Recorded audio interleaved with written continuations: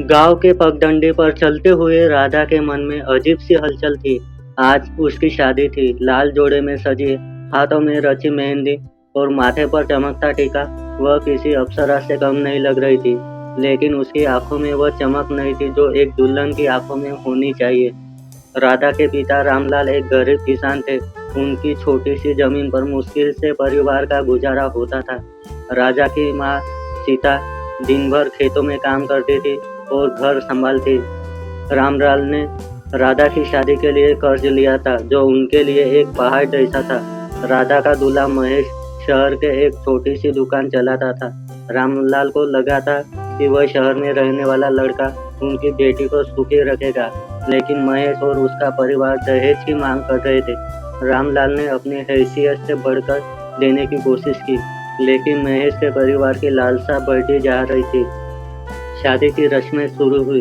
राधा ने हर रस्म निभाई, लेकिन उसका मन उदास था। उसे लग रहा था कि जैसे वह एक सौदा है जिसे पैसों के बदले बेचा जा रहा है। जब महेश ने उसे हाथों में सोने की चूड़ियां देखी, तो उसकी आंखों में चमक आ गई। राधा समझ गई कि चूड़ियां ही उसकी शादी का असली मकसद थी। विदाई का समय आया। राधा ने अपने माता पिता को गले लगाया। सीता की आंखों में आंसू बह रहे थे। रामलाल ने अपनी बेटी को आशीर्वाद दिया, लेकिन उनकी आवाज में दर्द था। राधा ने अपनी सहेलियों को अलविदा कहा और महेश के साथ शहर के लिए निकल पड़ी। शहर में महेश का छोटा सा घर में उसकी माँ और दो बहनें रहती थी। राधा को घर का काम करना पड़ता था और महेश की माँ और बहनें उसे हर बात पर ताने मारती थी। महेश भी बदल गया था। वह अब राधा से प्यार से बात नहीं करता था और अक्सर दहेज की कमी की बात करता था। एक दिन महेश ने राधा से कहा, तुम्हारे पिता ने हमें धोखा दिया है। उन्होंने हमें कम दहेज दिया है।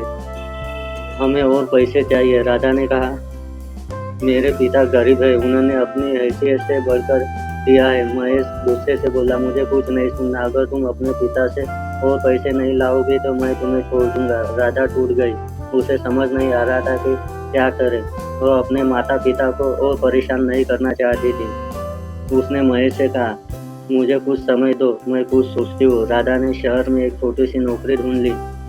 वह दिन भर काम करती और रात को घर आकर खाना बनाती। उसने अपने कमाए हुए पैसों से कुछ पैसे बचाए। एक दिन उसने महेश से कहा, मैंने कुछ पैसे बचाए हैं, तुम उन्हें ले लो, लेकिन मुझे और परेशान मत करो। महेश ने पैसे ले लिए, लेकिन उसकी लालसा कम नहीं हुई। वो और पैसे चाहता था। राधा समझ गई, यह कभी खत्म नहीं होगा। उसने फैसला किया कि अब वो और नहीं सहेगी। एक रात जब महेश सो रहा था, तो राधा ने अपने सारे गहने उतारे और एक चिट्ठी लिखी। चिट्ठी में उसने लिखा कि मैं अब और नहीं सह सकती, मैं जा रही हूँ, मुझे ढूंढने की कोशिश मत करना। वह घर से निकल गई। वह शहर के रेलवे स्टेशन पर पहुंच गई। राधा ने एक ट्रेन पकड़ी और अपने गांव की ओर चल पड़ी। जब वह गांव पहुंची तो सुबह हो चुकी थी। उसने अपने माता पिता को देखा और खेतों में काम कर रहे थे।